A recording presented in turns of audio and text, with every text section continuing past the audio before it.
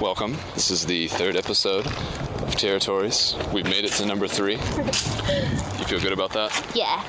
Me too. The first 2, I did manage to listen to 95% of both. I didn't get the last 10 minutes of episode 2, but I definitely like listening to it. And I think that, well, I don't know how much you want to talk about the show on the show, actually. But I think it's a good show so far. I do too. Good. I'm excited about this episode. We've got some interesting things planned for you. Some lists, some fuck it bucket lists. Do you have yours? I do. Do you have it memorized, or is it on your person? It's on my person. I don't have it memorized, but I could probably remember all the things that are on it. But I don't remember the order that I wrote them. Not that it really matters. Did you need help making yours up? First of all, I don't need help with anything. But no, it was difficult, but I didn't need help. I don't know if, can someone help you make your own bucket list? I got help on mine. Really? Yeah. Allie helped me. Hi, Okay. Allie. I know she'll be listening. I wish she had helped me with mine. I did sort of have to throw the last 2 on there just to kind of get it at a rounded 10. And I was like, geez, I don't know. I'm ready to die already at this point, just having written them down. Mine's pretty good, though. Is it? A little bit, like, it's pretty, like, white girl obnoxious. Okay. So you like, want to have like a Manhattan at like Barry Bradshaw's house? No. It's just, like, authentic culture-y, you know what I mean? Yeah. Like, curated. Okay. But I couldn't help it because it was such a forced thing.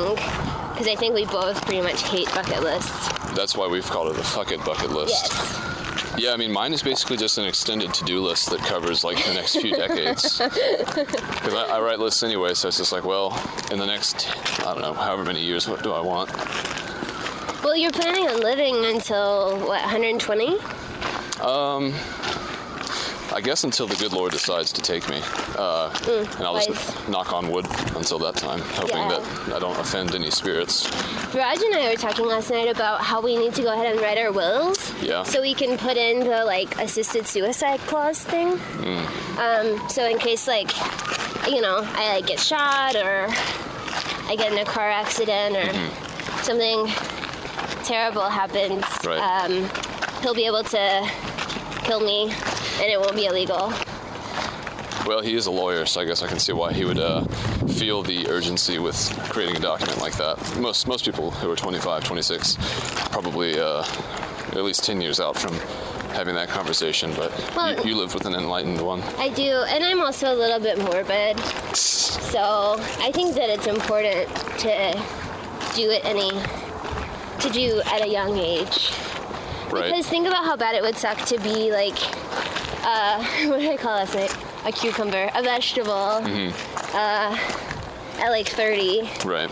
And then it not be like, you're not legally able to die. Right. But I guess you can have a do not resuscitate. Again, yeah, that's actually a theme from the last couple episodes. I don't remember if it was 1 or 2, but I suggested that you get the DNR tattoo. That should be your next tattoo. On my forehead. Yeah, there you go. That way, if you go to prison, too, you've got something like street cred. As it says, the name of your gang, the DNRs. Right now, I just have dumb English tattoos. Yeah, well, you know, we're trying to forgive you. We've submitted all the paperwork for forgiveness, but there's some people that still need to ratify. Did you see that this past week the Canadian Supreme Court made it legal to, like, I guess, choose suicide? I did, yeah. I thought they were all dressed in Santa suits. I saw a picture, and I was like, this looks laughable. I did see that story, though. I go to CNN, like, maybe a couple times a day. Not because I think it's a good source of news, but if some shit has really happened, like when that airplane in Taiwan clipped the side of that bridge, like big earth-shattering kind of news. Did you just make that up, or did that actually happen? Oh, you haven't seen that video? No. Oh my god. Do you have a fear of flying? No. Okay, well, get ready to develop one.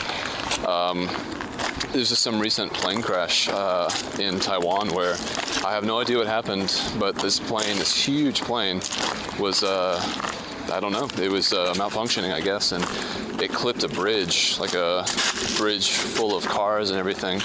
and went into the ocean.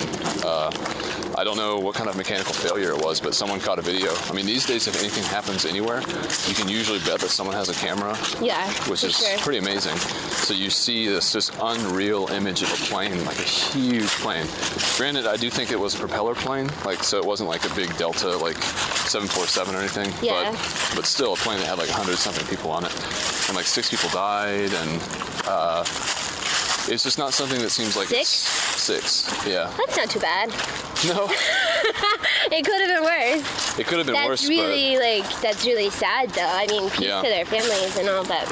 It could have been worse for sure, but still, it's weird because this kind of puts the fragility of life into perspective. Because like modern life, especially in America, like you don't expect to hear about anything like that happening, like a plane falling from the sky and hitting a bridge. Like that's very rare.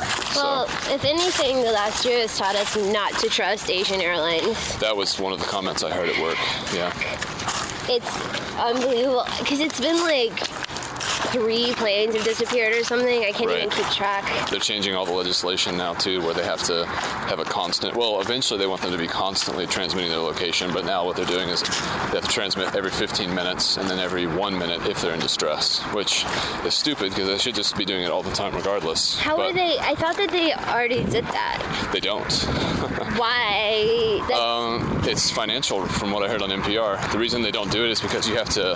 There's basically one company in the world that tracks that data, so they kind of have like a monopoly on it, and so the Asian, most I think American airlines and things like that, maybe in Europe as well, they already do track because they pay for the service.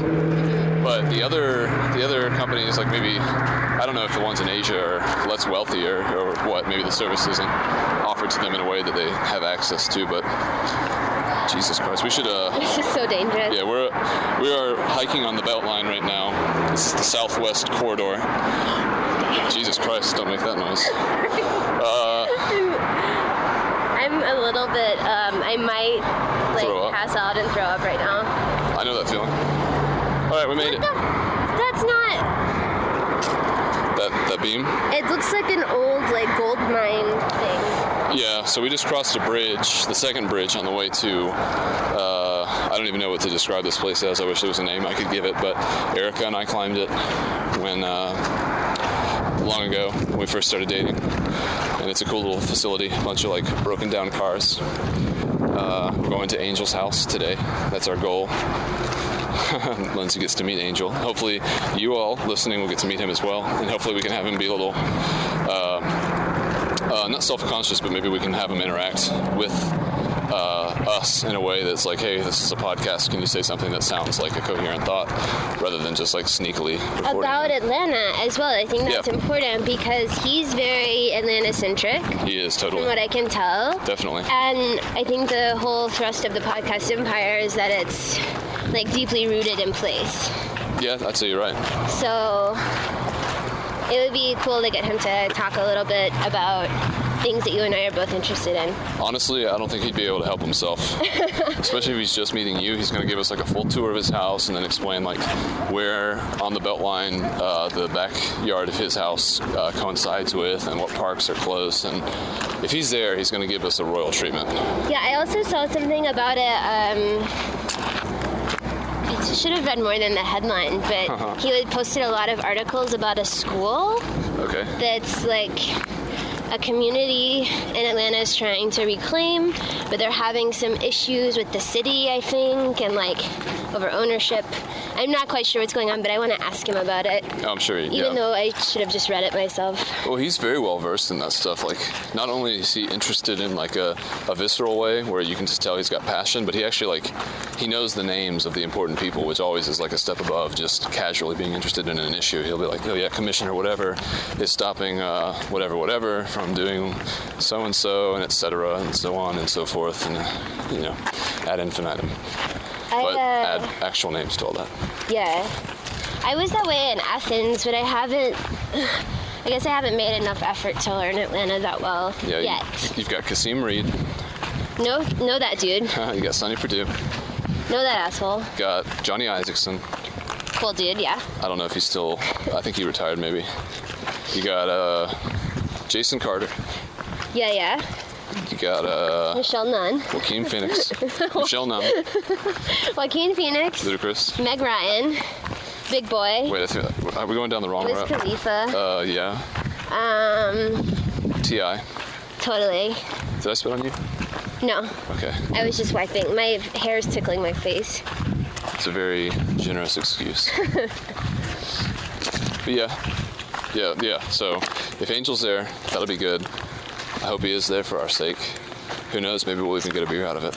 That'd be pretty cool. That would be nice. Not even if necessarily at his house, maybe elsewhere. In fact, there's a cool bar really close. Let's go over there. We can walk there. I'll tell you about stuff, and then we can drink a beer. That sounds like a nice day. Angel, if that's your plan, then great. That's great. Do you know if he listened to Territories? I haven't told him about it explicitly. Like, I don't want to push anything on anyone. Right. And most people who aren't in the podcast already, I feel like it's hard to show the worth of listening to one. Mm-hmm. So he doesn't know about it by name, but I did say, like, he had texted me and he was like, hey, I'll be around on Saturday. And I was like, well, Lindsay and I are planning on going for a walk and recording our show sometime in the afternoon, and that's how things got, like, kind of turned towards maybe we could walk to his house and walk on a different part of the Beltline. Did you tell him I'm a fangirl? No, I didn't. I wanted to leave that to be a surprise. Oh. Yeah. But I'm sure he'll appreciate it. Anyone who loves him, I think, is... well, I think anyone who knows him loves him. So I think that... I think he'll be excited about your excitement about meeting him. I think it'll energize him, you know. You get, like, the full Angel experience because you're, like, totally into it. How many people do you know that are that way, that everyone loves? Very few. I mean, I think Angel is probably the only person who comes to mind, honestly, who is, like, as popular as he is. Like, I don't know. There's something classic and, like, archetypal about him because he's just, like, so... I don't know. He's so involved. Seems like he's like the most open person I feel like I've ever met. Just in, like, I don't know. He derives all of his sense of well-being from the external, and so he goes the extra mile to make everything that's feeding him, like, better, and he does it really well. Those are good people. Yeah. I like people who are really into their relationships, like who take really good care of the people in their lives. Yeah. There's something nice about, because you can trust those people. Right. You don't, like, you know, when you become really good friends with someone, there's always the fear that, like, you're investing, and then they can just bail. Yeah. At any point, and then you're kind of left heartbroken and whatever. Right. Fucked because you trusted a person and then they were shitty to you. Yeah. But with those people, you always know they're going to be around. Yeah, I think that's true. I guess that's like integrity or something. That's a good word. Yeah. That's the water tower, too. Oh, I see it, yeah. Yeah. Looks kind of rusty. It is very rusty. Hello. How's it going? Yeah, we're actually, I don't know how to get to Angel's house, like, quickly from here. Okay. But we're almost done and at the terminus point of this Beltline loop, which actually didn't seem like it took that long. I feel like our previous walks on the usual Beltline have taken longer. Yeah. Well, there might have been more meandering. There was definitely more meandering and stopping as well. We've been pretty, like, on point today. Yeah.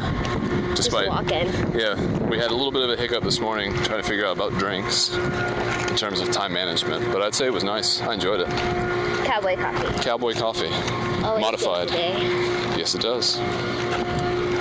But yeah, we're about to be in this weird section where this part of the Beltline will stop, and it's just like it's kind of surreal. I think it might actually be in the process of being redeveloped because, like, again, part of the gentrifying of this whole area and the anticipation of what the Beltline will bring. A lot of these warehouses that we're about to see, I think, are going to be, like, turned into cool lofts or, I don't know, artisan cheese sales places, something like that.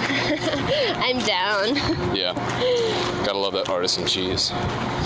I guess all cheese is artisan except for, like, craft. Yeah. that the big cheese company? It's one of them. And Kraft, there's the other, Sargento, yeah. whatever else. But they claim that their cheese is, I think Kraft is like, gets off on the whole, like, this is what your parents ate when they were 5 years old Right. thing. Yeah, got that traditional kind of Yeah, thing it's still like behind a very, like, when I think about Kraft, I think about World War II. I don't know why.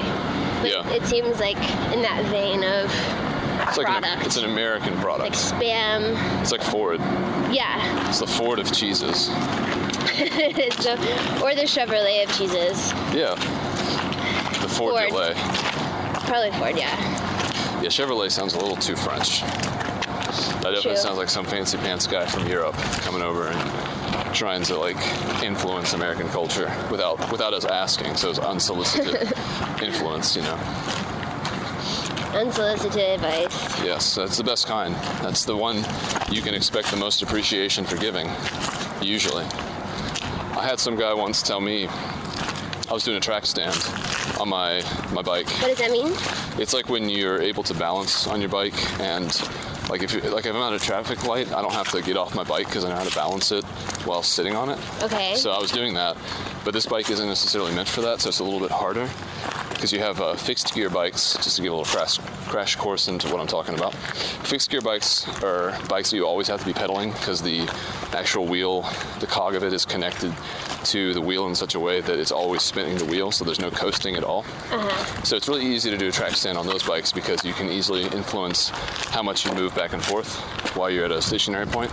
But my bike, it's a bike that allows coasting, so it's like you have to finagle the brakes and stuff and get on an incline to track Okay. stand. Anyway, it doesn't matter. This is pointless details, but this guy unsolicitedly told me that like that was really bad for the wheels to do track stands, and I've never heard something with such pointed and obvious jealousy. This is like, well, I mean, I feel bad for you, guy. I can tell that you just wish you could be doing this, messing up your own wheels. Well, that's kind of a rude thing to say to someone because he doesn't know how much you know about bikes. And I don't think that that's true either, that it's bad for your wheels. Right. So, like, obviously, like, if you have a really nice bike and you, I think you have to, like, know enough about bikes to have a really nice bike. Where One would hope that was the case. Yes, one would hope that you'd be able to take care of it. And, Right. And so, if you have a nice bike, you would probably know enough to know if that were bad. Right. Which, I mean, I think the stress that's put on the spokes by track standing it can't be any different than the stress that's put on when you're just riding it, generally speaking. I mean, maybe you put a little bit of different stress points because you're, like, not moving and you're hovering your body over the middle of the frame rather than necessarily on the seat. But, I mean, you do that still if you're out of your saddle going up a hill and you're standing. I mean, I just didn't see the logic, nor did I ask for the comment, so that was my most recent unsolicited advice, and as soon as I left that intersection, I just was thinking of all the smart-ass things I should have said to him. I had someone tell me one time that I go up at the end of my sentences, like, constantly. You just did twice for both those sentences. That I shouldn't. Oh, that sucks. Because I wasn't asking questions, and that it made me seem juvenile. Man or woman told you this? A man, Older or younger? older. Respect him or don't? I love him. Yeah, I respect a lot. So there's a bunch of points that means that this was a hurtful comment. Yeah, I cried afterwards. I Wow. left his office and went to the bathroom right outside his office, and I sat down in the bathroom and I cried. Wow, that sounds like an old guy that's just like one of those, like, in my day, that kind of No, attitude. he's so cool. No, he's like not that old, and Is he 40s? yeah, young, early 40s. But it just really, really just like struck me because You respect him. yeah, and I've always been self-conscious about my voice. So Which I think you sound great on Territories, by the way. thank you. I mean, I think you sound great in general, but collecting it in an MP3 format so that it's alive for perpetuity, I think it's a great sound. Well, you know, I definitely, it is definitely unique. There was this old guy at one of the bars in Athens, or the bar in Athens that I used to go to all the time. Normal bar? Normal bar. And Shout out to Normal Bar. he used to say the most inappropriate things about my voice. Just that he wanted me to read him a bedtime story, and Is it sexual stuff? Or? I think he's a bit of an alcoholic, so he was always moderately to severely drunk, and kind of loose-lipped because of it. stumbling around. So I never took it. I was never hey guy, Yeah. you need to calm down. Right. But yeah, it was such a weirdo. But I'm glad to be here. Yeah, that's Lindsay Glass, everyone. I don't know where that was going. It's okay. I think that's sort of the point of this show.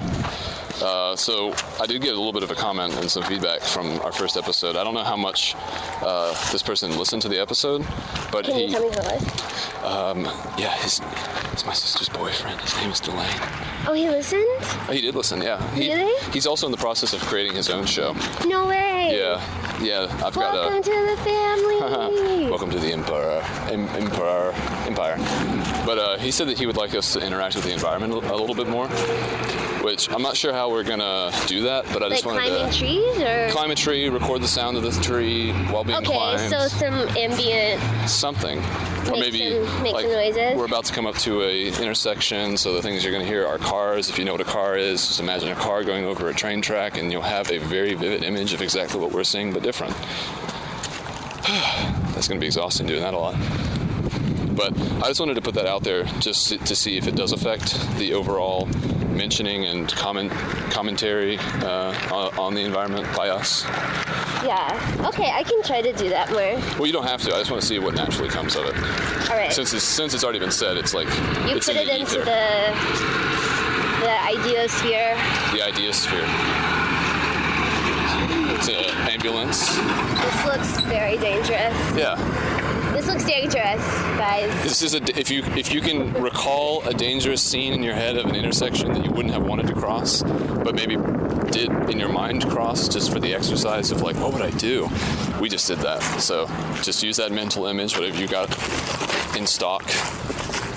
I'm glad you're wearing that orange jumpsuit. As I said, I'm a big fan of uniforms. You should get your name embroidered on the back of it.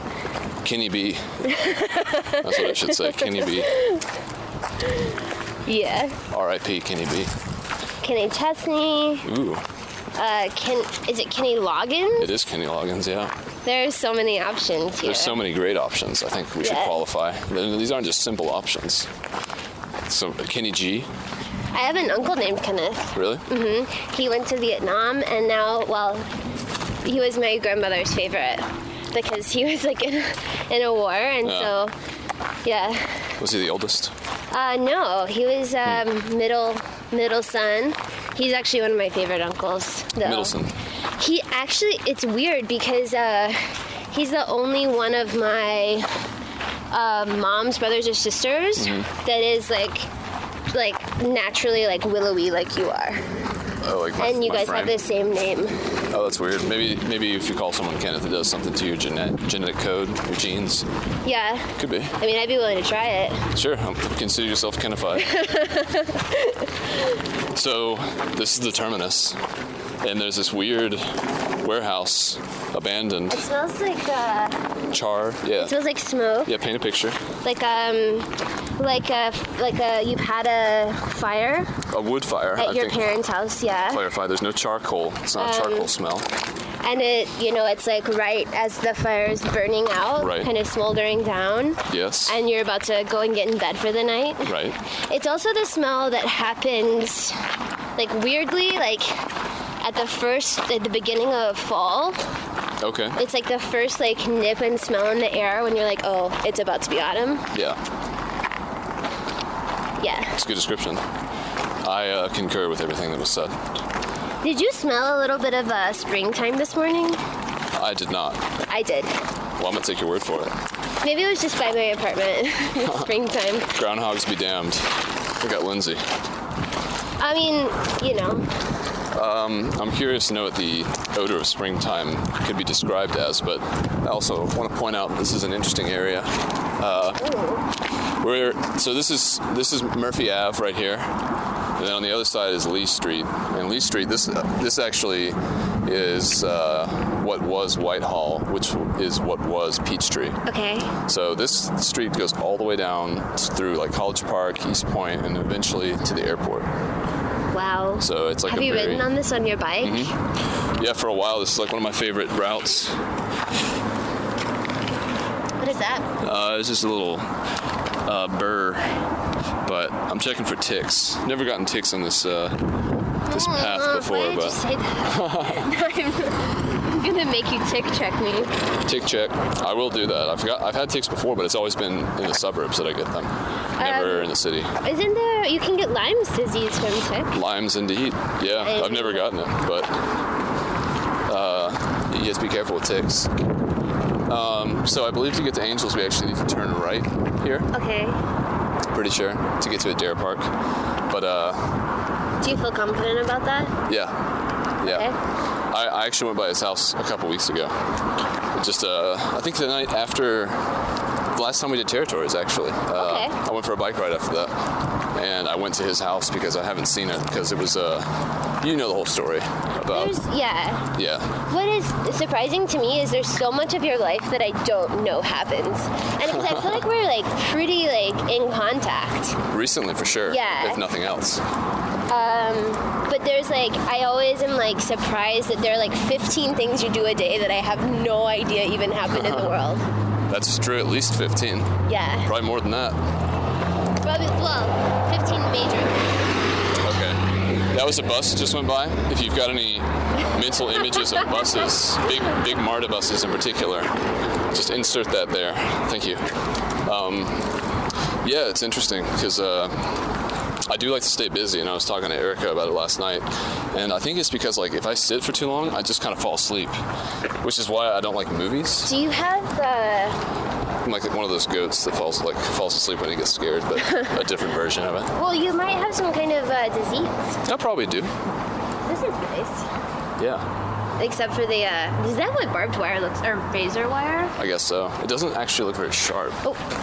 It's blunt. It's just pointy. No, but that is pointy. I mean, this would still really be easy to get over, though. That would fuck you up. You'd have to be like drunk to like get slashed by that. Or like a non-Kenneth person. But right here is very clear. We're looking at a fence right now. It's got any mental imagery of fences? Go ahead, pull that up. Hello. How's it going? And it's also rusty, so there you go. Tetanus again. We'll move on from this fence. This fence is no friend of mine. So you fall asleep if you just sit down? I don't actually like fall asleep, but I will get sleepy and probably, I guess it's called relaxing. I don't know. I've heard about this before. It sounds like an awful affliction, but yeah, you get very relaxed, and then maybe you get sleepy after that, or I think something cozy. like that happens. Ugh, sounds awful. I feel bad for those people. So would you say that the only time that you are actually like in rest when I'm asleep? Yeah. Yeah. That's fascinating. I don't like to sit. I mean, I sit at my desk and stuff, and I do encounter not relaxation, but boredom-induced sleepiness. But yeah, I hate taking naps. I hate laying down if I'm not going to sleep, and I don't have very many seats that I sit in during the day because when I get home from work, I'll make dinner, which means I'm going to be standing for 2 hours while I do that, eat that, and then clean that. Mm-hmm. And then after that, I'll maybe go for a walk with Charlie. I do sit down at some points just because like I have to rest my legs, but I don't make it a long time sit. Were you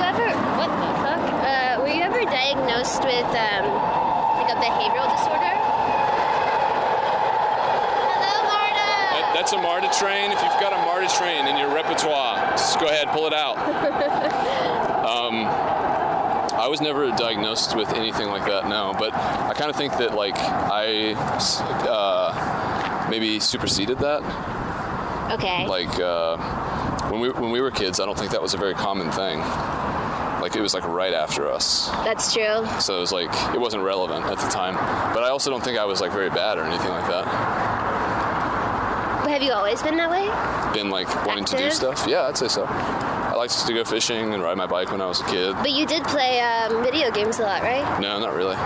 Really? I mean, I had like a Sega Genesis and I had computer games, but I would never say I did it too much or too often because a lot of the times it would end up making me feel nauseous. So, like recently I just got an N64. It's actually Erica's, but I bought some games for it. And the first time I tried to play it after I got the games from Amazon, like I felt nauseous and I had to stop playing. And I haven't played it since actually, and that was like back in December. I want to make sure that we are going the right way. Okay, do you want to like sit right here for a second? No, you don't like to sit. It's true. We could stand right here for a second. Okay. Do you need to get yourself right directionally? I just want to make sure that we're going towards the Adair Park sign and not away from it. Because that would be a shame if we were walking away from it. Yeah. Because we are walking back in the direction that we came. Can you actually, does your phone have data that's fast? Could we do a search? Yeah. Adair Park? Adair Park. Yeah, because we're at Sylvan Street and Murphy, and I just want to make sure that this intersection, I want to make sure that if we need to turn around that we can go ahead and do it right now. Ali just texted me. Can I read this text message? Sure. Okay, it says, I would eat a branch off of a tree for a pistachio bubble tea to appear in front of me right now. We had bubble tea 4 times when she was here. From Honey Bubble? Yeah, we went every day. Did she get one before she went back? Yeah, but they ran out of The bubbles? No. Okay. That would be a travesty. That's happened before. That did happen one time when we were walking at that place in Midtown or wherever. Yeah, right. Sorry, Erica. Sorry, Erica. We did our best. Those things, she didn't like them too, by the way. The coffee jellies. Fuck, I'm sorry. Oh, no. It's not your fault. It's their fault. I know, but I just feel bad. But yeah, so they ran out of pistachio, like the powder that they make the pistachio flavor with. And Allie had it, I think, the first day. And we went back the next day and she had to get almond because they were out of it. And she was pissed. And then we went the next day and she was like, they have to have gotten it back in stock. They didn't. But she got salted caramel and she loved that one. That's good. Yeah. Sorry, I'm taking a long time to... That's rude. Taxi drivers around here are the worst. So if you have any experience or memories or images of taxi drivers, go ahead and pull that up. This is a checker cab specifically. Do you think it's on... Oh, that's Indicator. That's wrong. It's got to be this one. Yes, Metropolitan Parkway. So Lee Street. Where's Murphy? Should be if you pull back further. Sorry.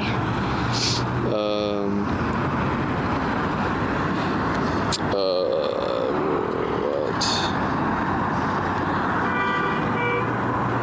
It's a lot of honking today. Do you want me to search for Murphy? I think this is Murphy.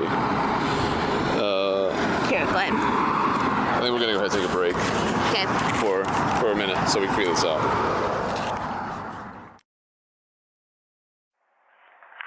Okay, I just wanted to break in here real quick to give a little bit of context for what you're about to hear.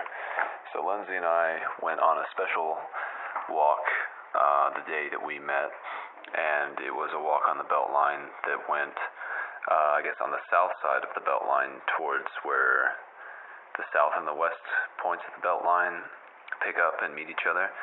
And Angel definitely knows more about that than I do, so I won't pretend to be an expert, but we were going that way to actually meet Angel at his house, which is over in Adair Park in Atlanta. And Angel has his house that he bought and rehabbed, did like a almost complete rebuild. And he finished his house a little while ago, probably about a year. And there were a couple points where I had gone over during his remodeling process and helped him out with a few things, but I hadn't actually seen the finished product. And I ran into him a couple weeks ago, and I was just like, man, I need to really come see your house. It's kind of a shame, definitely doing you a bit of a disservice not having seen it yet.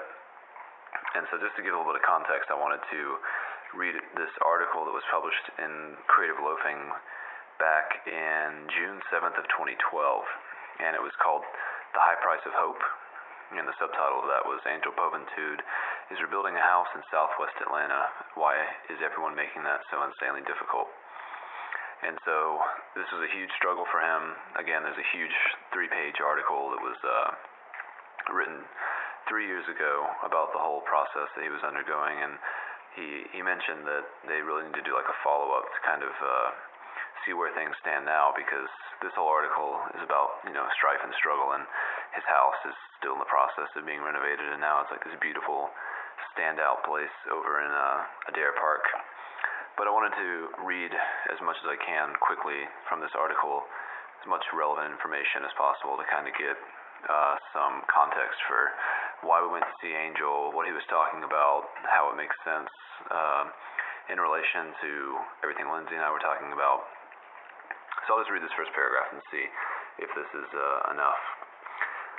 Last October, when Angel Poventud purchased a home on Lexington Avenue in Southwest Atlanta, he didn't invest in a property so much as investing in a vision.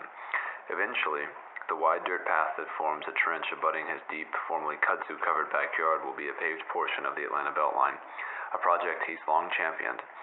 Just beyond the Beltline corridor, a vast expanse of grassy land is slated to become a multi-acre organic urban farm, and someday, the 1,200-square-foot shell of a structure that stands on his property will be a 2-bedroom, 1-bathroom historic bungalow with a wide front porch and a view of Adair Park. That's the plan, anyway. So, that was the first paragraph. And Lindsay and I can definitely attest to the actual vision that has come out of that. It's pretty amazing. I'm going to go ahead and read this second paragraph. I don't want to read this whole article. But again, I encourage you, Google it. It's The High Price of Hope, Creative Loafing. It's from June 7th, 2012. And I'll read this last paragraph. And then after, hopefully this sets a little bit more of the scene, we'll go ahead and cut into some actual tracks that we recorded while we were with Angel at his house. So here's the second paragraph. At this point, it's really less a house and more the possibility of a house. It was vacant for years before Poventud bought it, and the structure nearly had to be taken down to the studs before it would again be habitable. There are no windows or walls. A lot of wood flooring is intact, but gaping holes throughout the house give way to beams in the dirt crawl space. Slabs of siding are missing, and half the roof is covered with a blue tarp to keep the rain out. But the bones of the house, built in the 1920s, are solid. Walking carefully through the structure on a recent morning, $6,000 blueprints in hand, Poventud paints a nice picture of what it could look like when it's completed. But his optimism is occasionally overtaken by reality. Work on the house has stalled while the bank decides whether to extend a loan for construction. Depending on its decision, there is a possibility that the work he has put in thus far was all for nothing. 6 months from now, I could be doing cartwheels around here, Poventud says, standing in what could eventually be a living room. Or 6 months from now, I could still be waiting for the bank to give me permission on a loan and fighting with the code enforcement. So, again, this was 3 years ago. A lot's changed since that time. And we'll definitely link to the article so that you can read it quickly and efficiently if you'd like to. But I'm happy to say everything worked out for the best. Angel was able to get all the money he needed, and his house is amazing. And he's still championing tons of Beltline-related advocacy things and still introducing people like me more and more to the city every day that he loves. And hopefully some of these clips that we recorded kind of show a little bit more about Angel, who he is, and his passion for the city. Hopefully it's sort of highlighted throughout the course of listening. And so that's going to take probably the second half of the first episode that we recorded, episode 3 of Territories. And hope you enjoy. And please, any questions or comments, feel free to let us know. We were there for quite a while. We talked about quite a few things, and we were able to only pull some choice clips from everything that we talked about. So enjoy. So we're here. This is the southwest side. Is that correct? The southwest. So it's actually, we're leaving the west side trail boundary. Okay. And we're approaching the south side trail boundary. Okay. And so we're looking at University Avenue here. Okay. And the plan is for the west side trail to come up University. Mm-hmm. That's going to snake up like in an S curve. Mm-hmm. And then the trail will start about midfield here, and we'll run all the way down in a straight line for 3 miles. Okay. the South Side Trail, which is what you guys just walked. Right. The South Side Trail is probably 5 years away, so we're looking at like 2020. When it's going to start? It's finished. Oh, finished. Okay. Yeah, so we have to, right now CSX owns it. We have to acquire it, and then once we acquire it, we have to clean it and finish the design and then construction. So we're looking at, it's going to be about a $60 million process. Wow. And a 5-year process from right now. Is the acquiring process, is that just like a formality that takes time to? Yeah, so CSX owns it. CSX has to abandon it. We've put it out of service. We have to abandon it with the Federal Railroad Administration. Okay. And say there are no more customers. There are no more customers coming. We don't have a need for this anymore. We'd like to abandon it. Okay. And then the feds get involved, do the research, the study. They're like, yes, indeed, you haven't left customers behind. Right. You can abandon it, and then they can sell it. And Okay. So that's all. Like that does not happen overnight. For sure. It's a long process. And do you mind quickly saying who you are? Yeah. So my name is Angel Poventud. I live in the Adair Park neighborhood in Southwest Atlanta, and I've been here since 1998. This is a great persimmon tree. Wow, it's huge. It's a lot of fruit. Born and raised in Miami. Context. Okay, so this is starting to look a little bit familiar from where we were just walking. Just on this. Yeah. And this is the turnoff. Yeah, I definitely did not notice. Easy to miss. Yeah, super easy to do. But this would have been a spur off of this main line. Okay, so they've completely removed those tracks. And these tracks have been gone 30, 40 years. Oh, wow. Oh, wow. Yeah, we walked a long ways then, all the way to Murphy. You went all the way around. So Metropolitan is right there. Yeah, okay. And Right. so you crossed over Metropolitan, and then this turn would have put you right in the backyard. Oh, wow. And so you guys went all the way to Murphy. Yeah, and That's then where had the to tower's at. backtrack. And then backtrack. Right. You recognize this, Lindsay?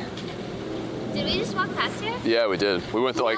the longest possible way to get to Angel's house. We went To the all tower. of the way around. Yeah. And then back. Yeah. So and I did it the first time as well. So this is the CSX line that connects to Glenwood Park, but this is the spur that goes around to Washington Park.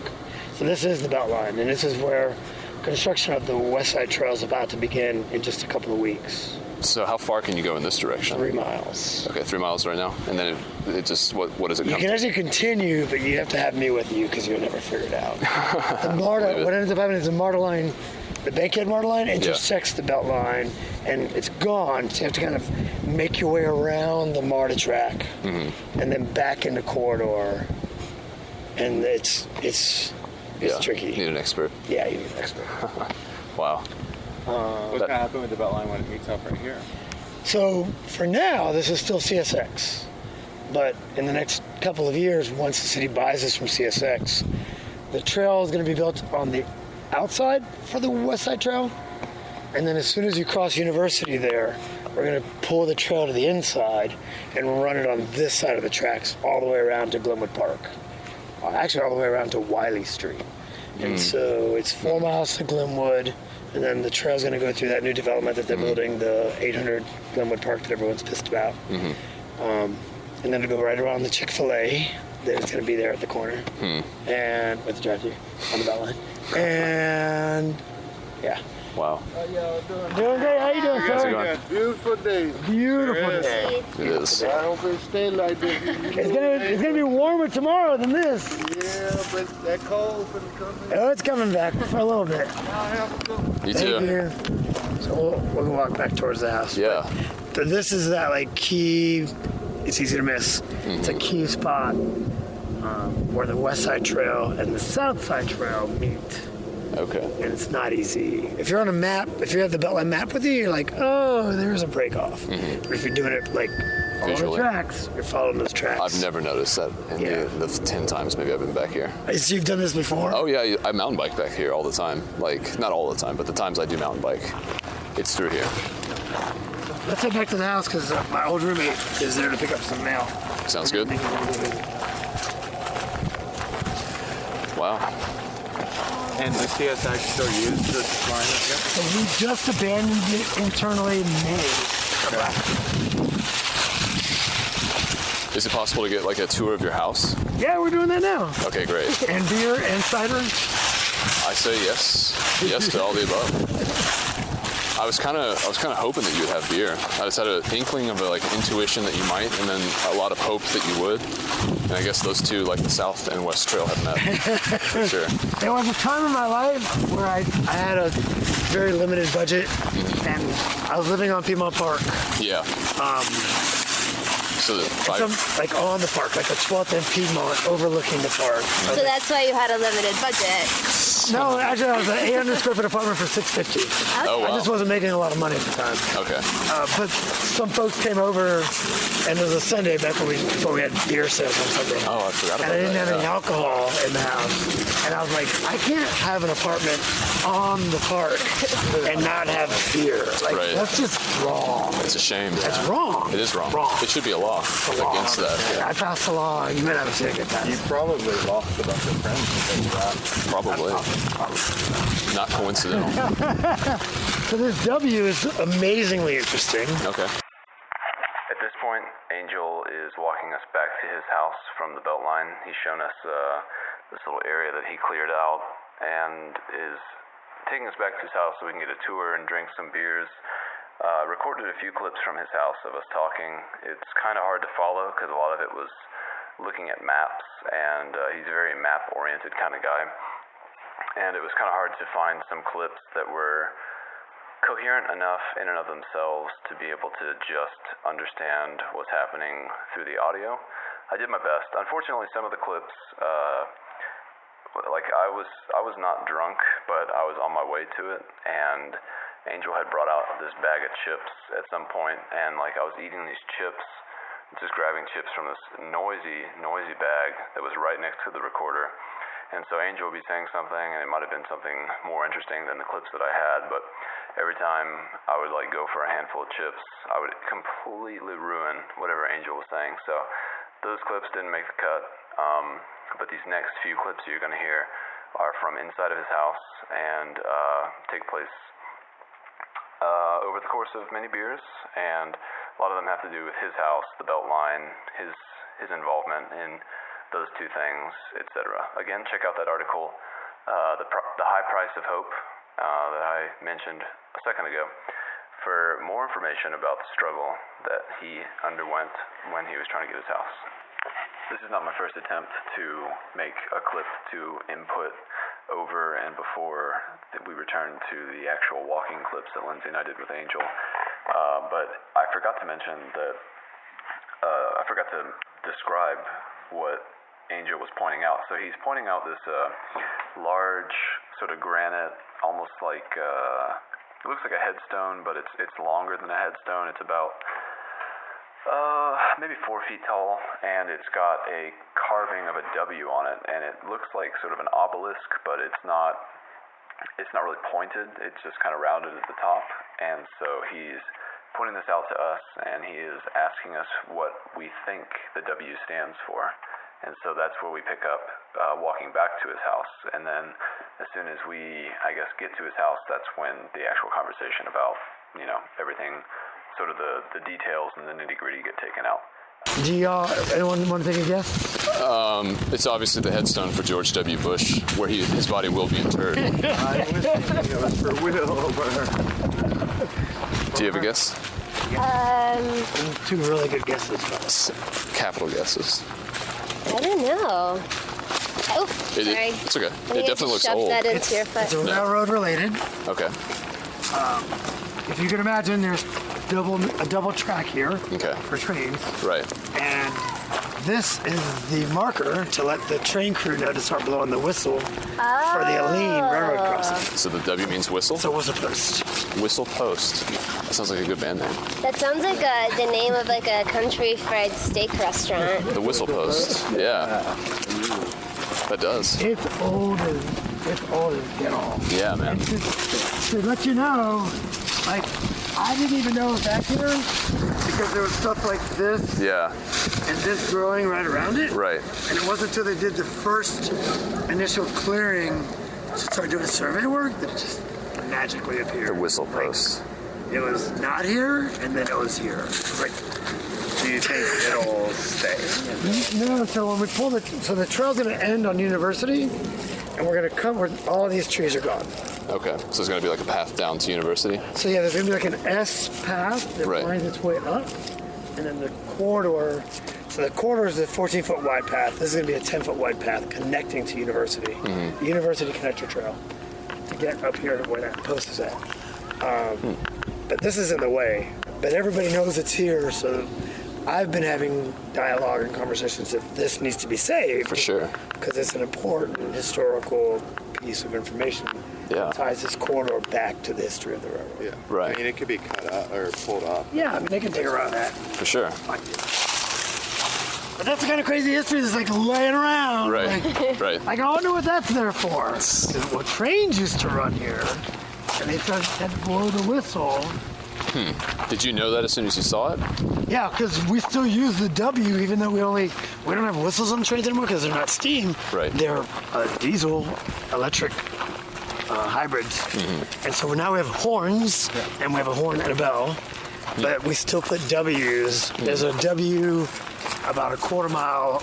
What they do is they take your track speed, and 15 to 20 seconds before the top track speed will get you at the crossing, there's a whistle post to let you know to start blowing your whistle now. There's still W's out along the railroad everywhere you go, letting train crews know to start blowing whistles. Hey, Jamie. Hey, What do you think? that looks amazing. Yeah. You can see the depth of this. It's pretty I'm amazing. surprised that the ivy is still. I killed it. Well, I just killed it all. I cut it. Killed it like a month ago. Zip his backpack up so bad. I think it's still getting nutrients from the tree. Probably once It's summer just an hits. accident waiting to happen. It could be. Once summer hits. Keep an eye on it. Oh, look at those ants. Jeez. Guess one of us probably stepped on that. Probably you. Probably. I've been stepping on shit, literally, so I wouldn't put it past me to step on an ant pile. Angel gave permission for recording to occur. Are you doing that right now? I am. Okay. That sounds actually like a good, like alliteration, like vocal device. Angel gave permission for recording to occur.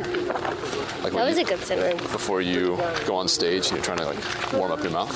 Angel gave permission for recording to occur. Yeah, you just say it like over and over again. Yeah. Although we probably shouldn't. And then, like, watching your mouth. Right. Right, making sure every word is crisp and clear. Crisp and clever. I'm excited for the tour. Me too. I like houses. How is that water treating you? It's pretty good. I might still need the Tylenol. the medicine. How's your day been? Angel did say he would give us a ride back, unless you would prefer to walk back. Oh, either one Okay. is cool. Yeah. Okay. Whatever's good for you. I'm biased to err on the side of walking, Okay. but if you let's reevaluate after we get some more vittles into our body. Sounds good. Okay. Cool. Territories. It's crazy. If you think about how, and you've probably seen, maybe you haven't seen, I'll pull out some more paperwork. Like, this is Black Atlanta, this is White Atlanta. Disinvestment for 7 decades, so Right. it's a converted, and poverty because there's disinvestment, and an investment for 7 decades. So it's, going through the roof. But everyone, of course, says it's because they don't take care of anything, they don't have anything. Right. Bullshit. But all that's changing. What year is this from? 42. Wow. So Atlanta University colored. Wow. Probably one of the highlights of this map. Definitely dates it. What do you think that Atlanta, let's say like 25 years from now, like what do you expect it to be more like a city what would you say is a comparable city in the United States that it will be like in 25 years? Because it seems like all the development that's going on and the revitalization of all these areas that have been neglected, it's posed to be like a major, to offer something like a major world city or a U.S. city like New York or something like that. Like it seems like it's going to be completely changed in the next, quarter century or so. So we have some big challenges. When you consider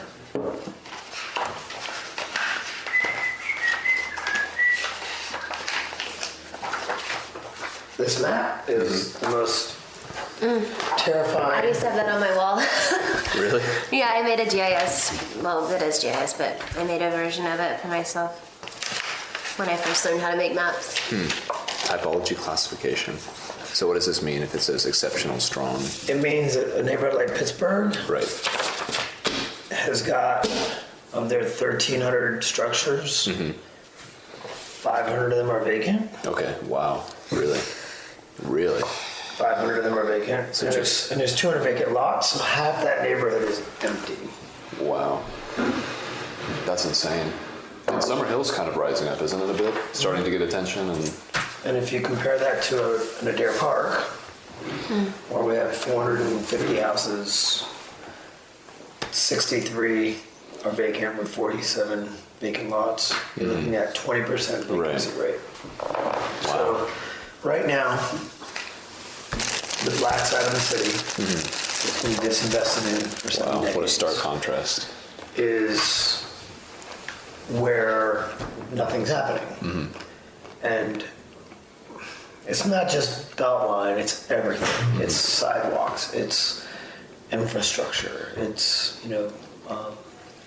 schools and fire stations, and it's everything that we essentials, think about right. as when you live in town, having accessible. But when the city stops doing everything and people aren't able to invest in their communities because there's nothing to invest upon, your values drop, which is why this value was valued at $14,000 on a park, on the Beltline, on an urban farm. Like, Right.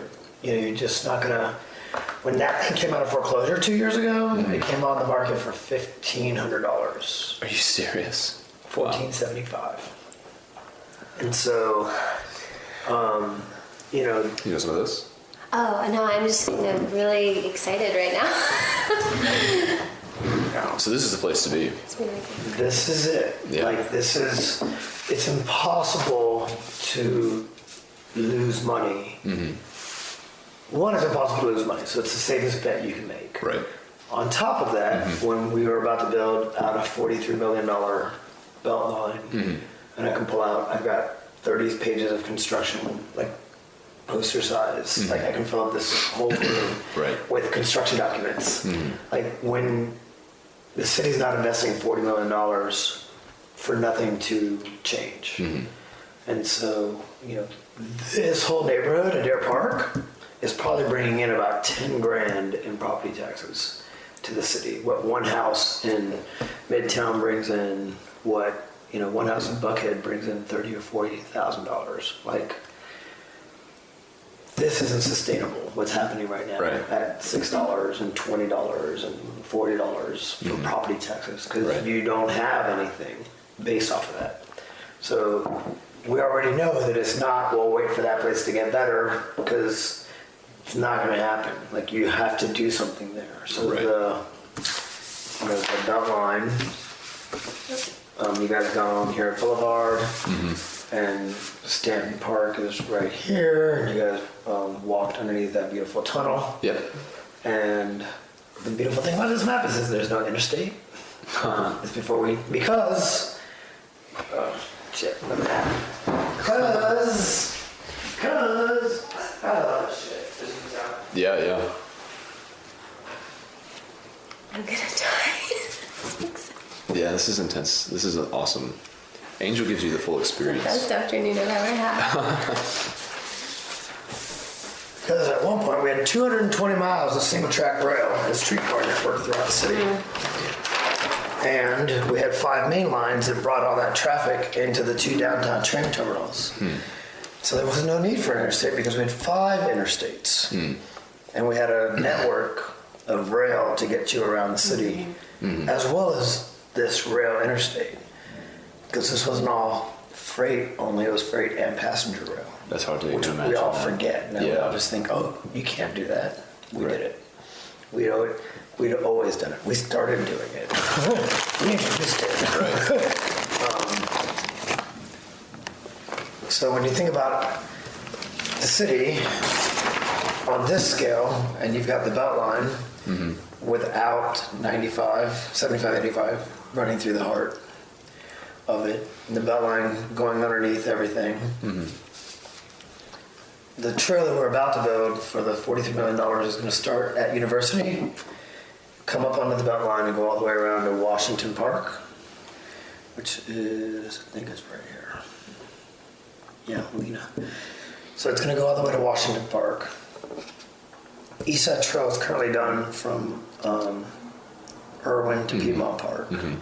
The section from Irwin to Memorial is going to happen over the next 2 years. And then this 4 miles happens in the next 5 years. So we're bringing investment to communities that haven't seen it. And of course, there's the fear of gentrification and displacement. Right. When you have 1,000 vacant houses along the West Side Trail, you're not displacing anybody. I didn't displace anybody. He didn't displace. Well, he displaced a drug house. Yeah. The people that want to live here can live here. There are a lot of elderly residents. By the time property values do go up and taxes go up, they're not going to have to worry about it because they won't be here. Right. That's not heartless. It's just that's facts. Right. As things improve, jobs will show up, services will show up. People will be able to get jobs and be able to invest in these communities and stay. You can't. Somewhere like Kirkwood or Ormwood, those places did gentrify because there was a complete shift of demographic almost overnight. And everybody, people cashed out. Oh, you want to buy my house for double before I bought it? I'm out of here. Peace out. They bought their house for $40,000 25 years ago. People are now knocking on their door, putting a 1 in front of it. They're like, yeah, we're going to stay. Nobody's leaving. Right. And so we're not displacing anybody. We're filling up vacant housing stock.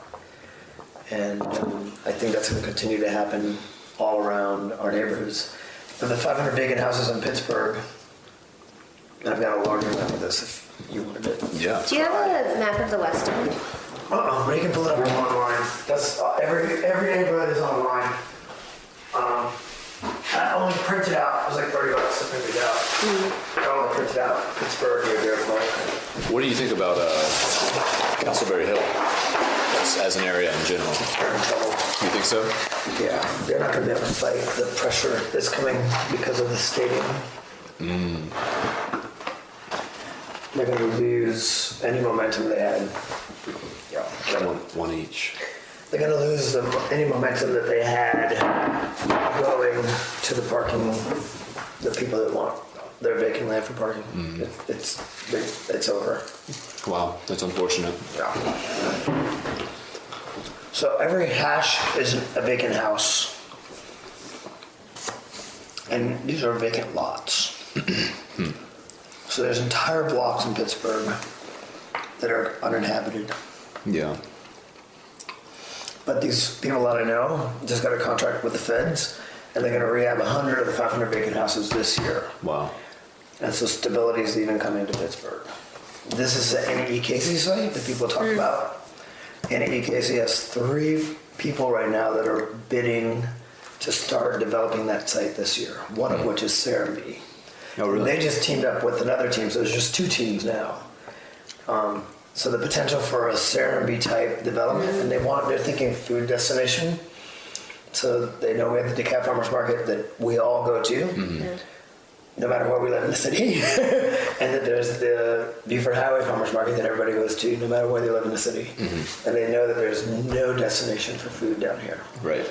So they're thinking, they know the Krog Street Market, that's the home run, and they know that that's a part of the puzzle, but there's 30 acres here, and that's I think this is 20,000 square foot building, 30,000 square foot building that Krog Street Market's in.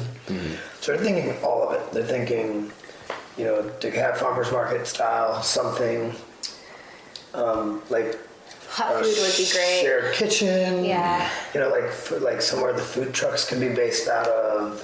Wow. The works. Yeah. Even so, this is a park space here. It's called Hillside Park. Beltline wants to make it into a park. It's a water kind of place for the water that runs out of Pittsburgh, goes under this site, continues down here to Arthur Langford Park. That's about to get a skate park off of Pryor, right over here. Is that where you showed me and my friend? Okay, we haven't been there. It's a brand new place. Okay. I've only been there once myself. Okay.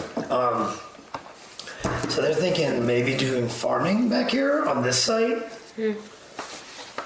having the retail, everything here, providing new access to Pryor all along the Beltline underneath the interstate, which there's the potential. Huge development. We're getting a brand new regional library here, 25,000 square feet. 7 middle schools getting rebuilt, brand spanking new modern building here.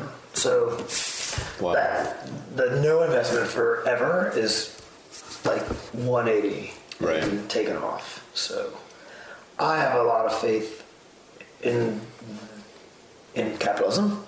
And like that's the system that we're in here. And it's finally being applied to these communities that haven't had it applied. Right. Have had the negative of it, the Right. reverse of it Right. applied. Right. The Proctor Creek. Just trying to see which map best represents it. Probably. So there's a creek that runs from the west side quarry, which is probably, let's see, Grove Park. So that might actually be the quarry right there. The quarry, the west side on West Marietta. Yeah. That's going to be pretty amazing when they get that thing all set up. Yeah, I think that's the quarry right there. Have you been there recently? Last time I went there, my girlfriend and I almost got arrested. Yeah, they're not happy about people being in there. Yeah. So this is Proctor Creek, and Proctor Creek runs all the way to the Chattahoochee.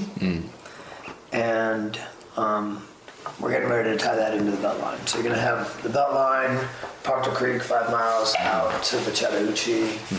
You're going to have the Beltline all the way around. You're going to have the 400 Trail, the South Fork Trail, up there off of Chattahoochee, off of the Beltline on the east side. Like, it's all happening in the next 5 years. Wow. It's 2020. you can't lose money on the west side. Like, not only the neighborhood stabilizing, but you can't lose money.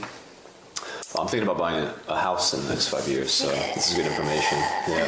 Have you been on my page last week? I put up the funding that's available from the city of Atlanta. I haven't seen So that. if you make less than like $32,000 a year, you're eligible for $20,000 in down payment assistance. Wow, 20,000. So Jamie, for example, just Yeah. found a house for $100,000 in Sylvan Hills, which is just below Capitol View. Okay. And it's a duplex. Each side is the size of this house. Wow. It's 2-story. It's huge. Bought it for $100,000. With Invest Atlanta, if you make less than $30,000 a year, they'll give you $20,000 in down payment assistance. So my friend David bought a house across from the park a year ago for $100,000. $20,000 in down payment assistance. His mortgage is $450 a month Wow. for 30 years because the interest rates are at 3.5% right now. Right. And he came to the table with $1,800 for That's closing it. cost. Wow. Because the city's giving him $20,000. So you have to stay there 10 years. You can't sell for 10 years. But But then you're in this area and you get to, I guess, be a part of the right. change. Yeah. Exactly. Wow.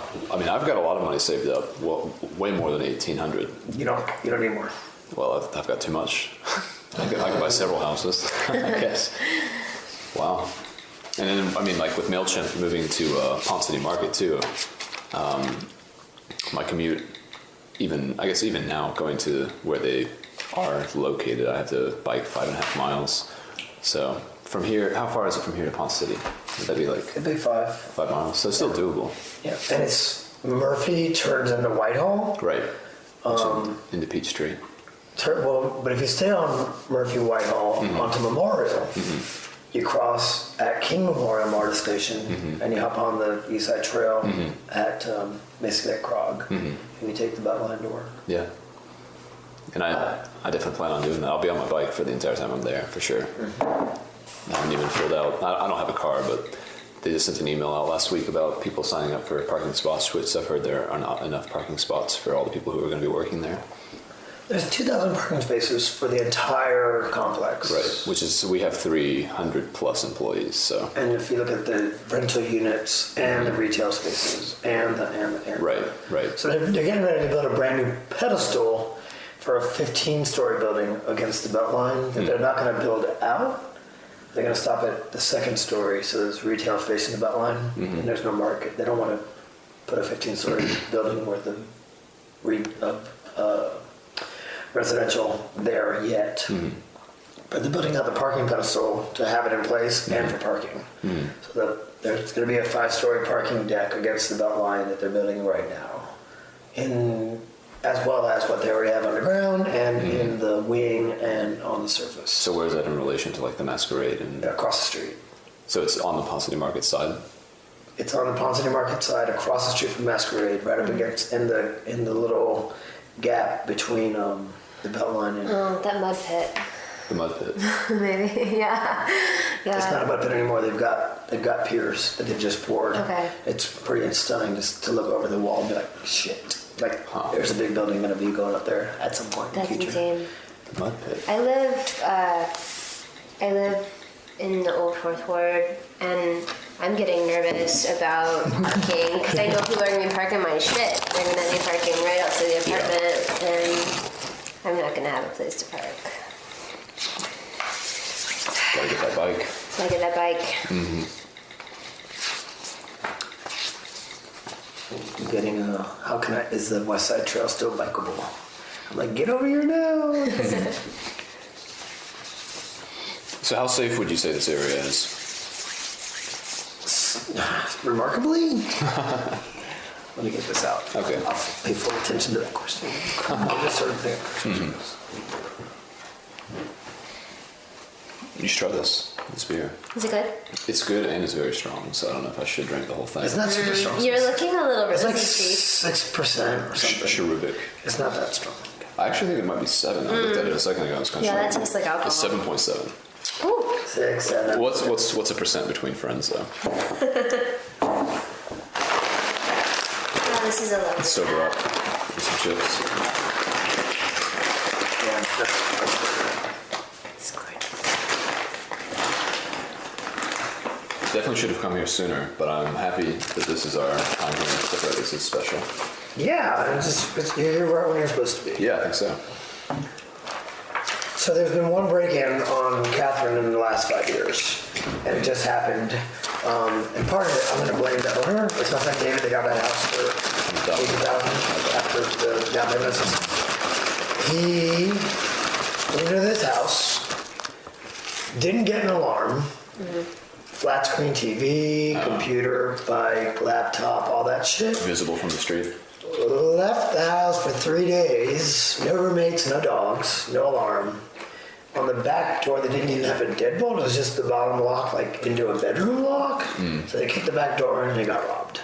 Like, not that anybody should have to deal with that, but that's like a 25-year-old that's never owned a house, not realizing that he doesn't live in a dorm anymore, but he actually lives in a house in a neighborhood that if you don't do the minimum, you're going to become a victim. So I have floodlights, I have an alarm, I have a roommate. Right. I've been here 3 years. One hose was stolen from the backyard while we were under construction. And my car that was open with the windows down had a cable plugged into it. And somebody took the cable and the faceplate. Wow. Which was aggravating because they couldn't do anything with it. Right. But I had it on the street with the windows open. Other than that, there's no crime in Deer Park. Part of the reason is the Bellerin bike shop. And you've heard of the Beltline bike shop? Oh, yeah. So, 500 plus kids have been through the bike shop in the last couple of years. The newsletter, it goes out every month.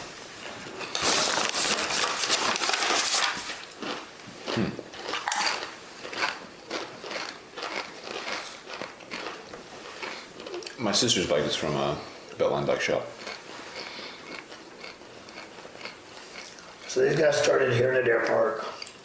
And they have the name of every kid in the neighborhood. Really?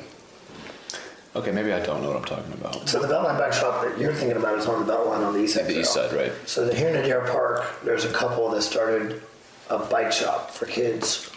That they volunteered in the neighborhood. They got access to bikes and parts and tools and mentoring. They're only open 3 days a week.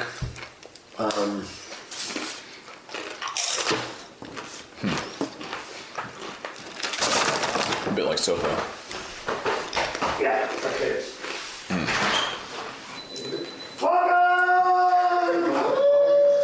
Bike friend. Right. Hello. Bunch. I thought it was a pack. How are you? Good, I'm Lindsay. Ryan. Good to meet you, Ryan. Same here. Kenneth? What's going on, kid? Right. Yeah, I've seen you on your bike a lot. Oh, yeah? Sorry, recognizable. It's the orange. That character. Maybe there's been more than one misconnection about you. Could be. I don't check often. I did try to find that one, though. I was thinking about writing one the other night and just like seeing if you would find it. I wouldn't have found You it. would have found it? Not unless you put the keywords like Whole Foods. I did a search for Whole Foods 2013 blonde cashier, Ponce, Atlanta, but I didn't find anything. What are y'all been doing today? Rose took it down. I was on my bike from like 9 to 2. And just wandering around, goofing off. Okay. And then these guys walked over from Boulevard to here on the Beltline. Solid. And Nice walk.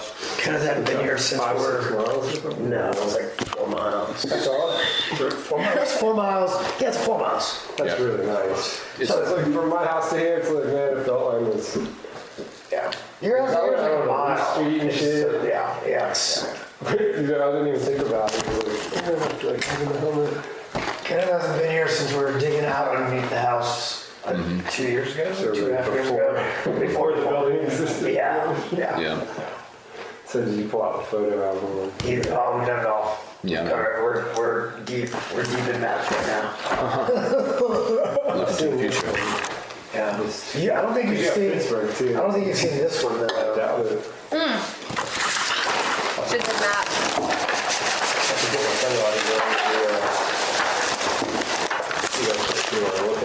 I can see one. Enjoy that map for a minute. Okay, let's see. That was, So what was the year? 42. It actually reminds me of all the Garden City maps, the circular. Concentric rings from downtown. Yeah. So your house is 1, 2. Just bought a house. He just moved out of basically Midtown, 4th Ward.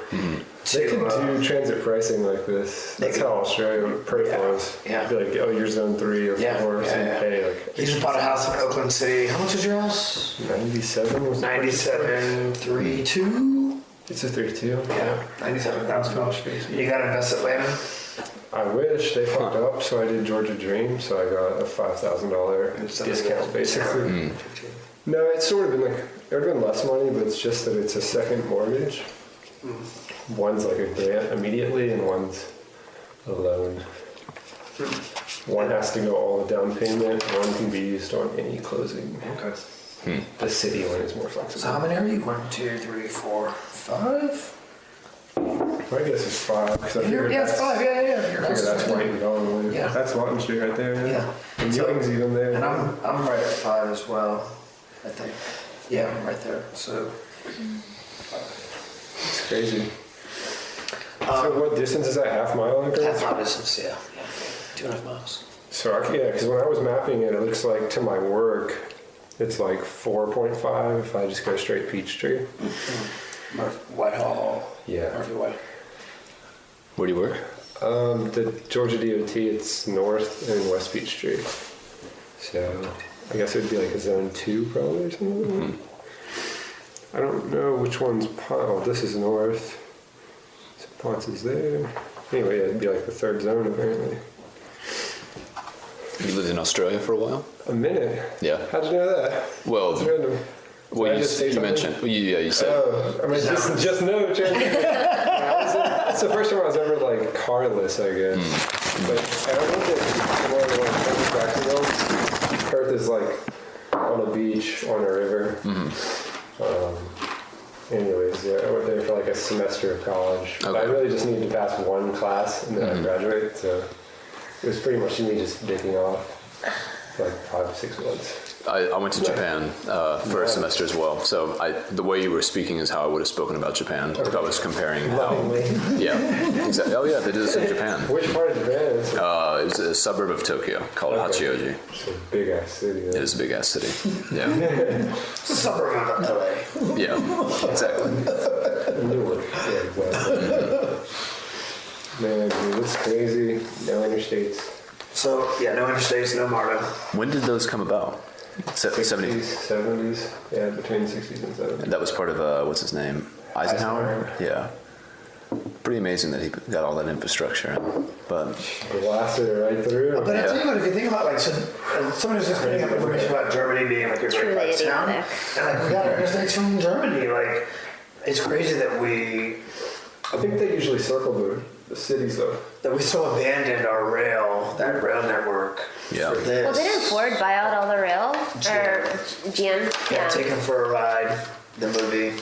So they realized 90% of the car market was on transit, and they dismantled the transit. They had a subsidy bus company. They dismantled all the rail, did trackless trolleys. Where'd you find this? Chris, what's his last name? He goes to a lot of Beltline Lives meetings. over at Monroe and 10th. Not Chris? Not Chris. No, this is Chris that lives over in Grand Park.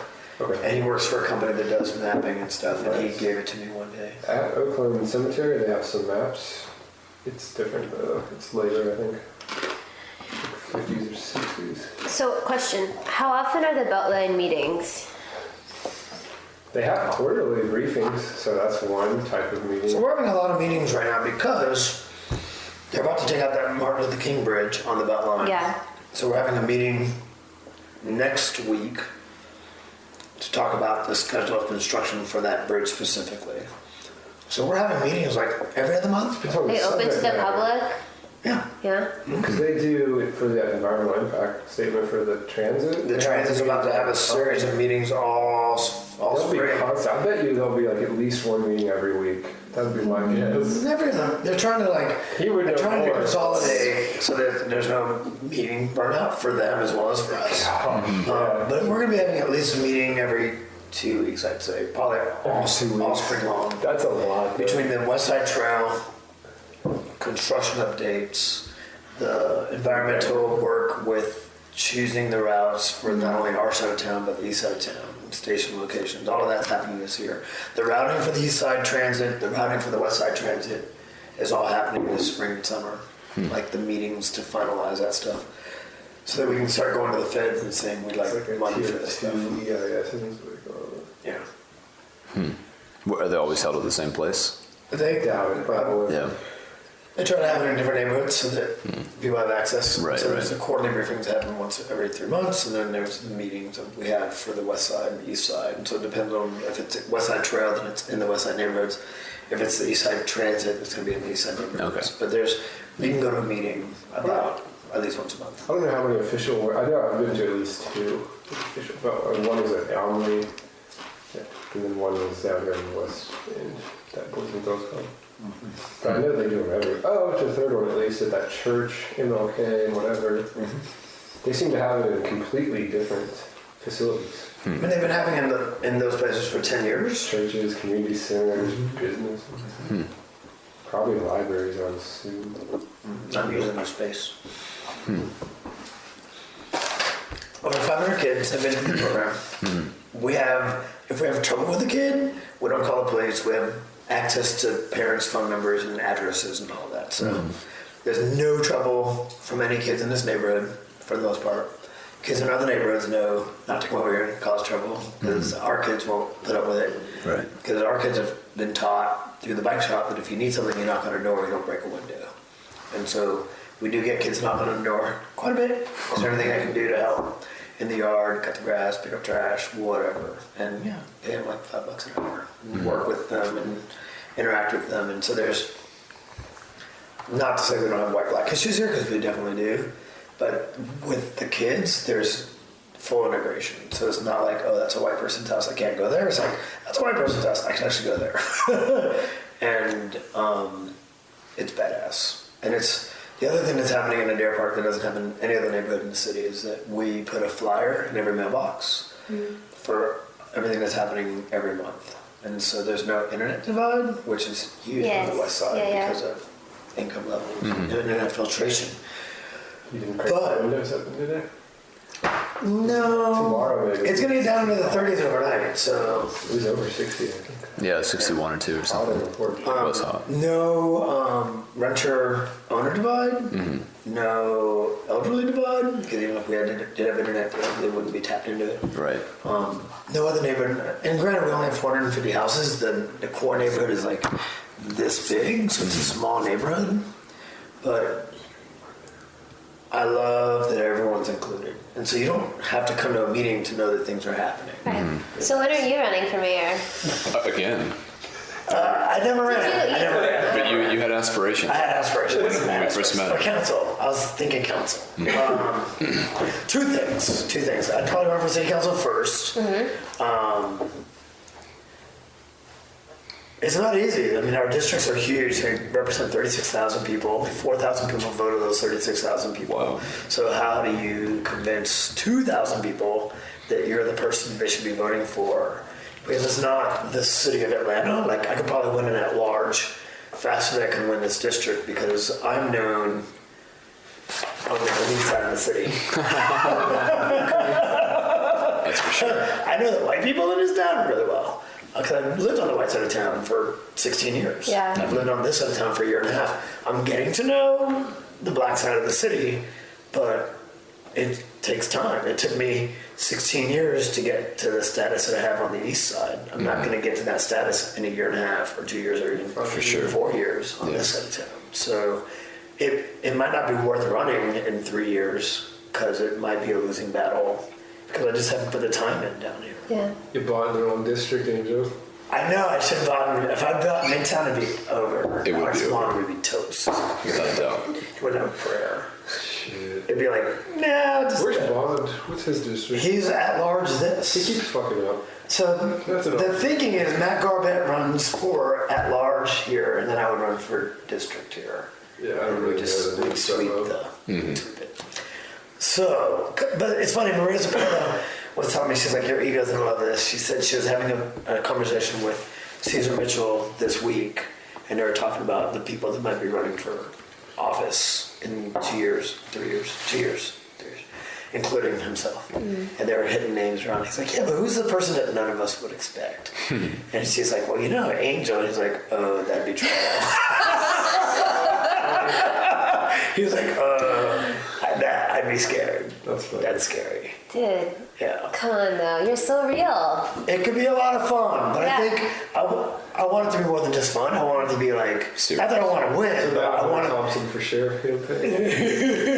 Not freak acid party. It wouldn't be about winning, but it would definitely be about changing the conversation. Well, yeah, I'm saying like putting that on the table. I mean, making people real talk is. Yeah. You Because you show up in the room and it just can't give the standard answer. When you're talking about white and black Atlanta and class differences, they can't just say equity for all. Right. And you're like laying out the truth, and they can't be like, oh yeah, he's crazy. Can we get back on point, on topic? Right. Like vanilla. Because this is a really easy slide to put up, right? Yeah, you like hold that up. And you're like, I'm sorry, Buckhead, you're not getting enough right now with your 2 MARTA stations Yeah.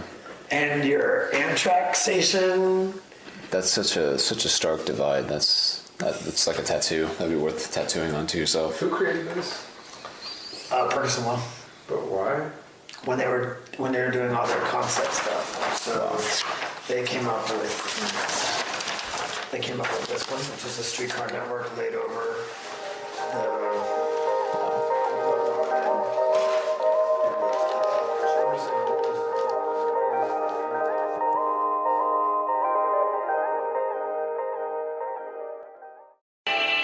You've been listening to A production of the Podcast Empire. Spread the word.